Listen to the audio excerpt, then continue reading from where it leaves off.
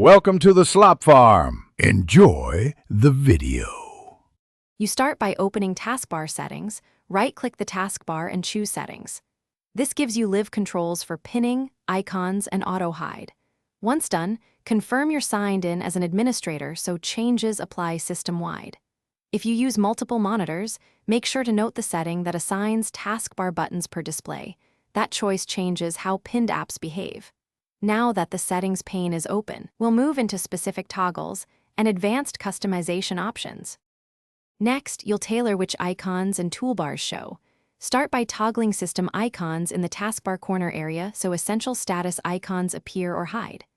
Then, adjust small taskbar buttons versus regular size and set the taskbar location, bottom, left, right, or top, depending on workflow. Once that's set, add a toolbar.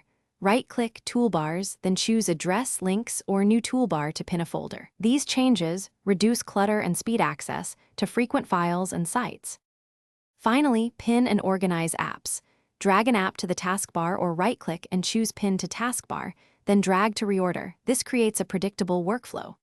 If a pinned item misbehaves, unpin and repin, or open the app's file location to repair shortcuts.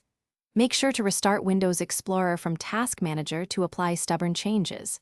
If problems persist, run System File Checker and DISM to repair corruption. This usually restores taskbar functionality. One quick troubleshooting tip: restart Explorer before doing deeper repairs. Thanks for watching. Consider subscribing if we helped you today.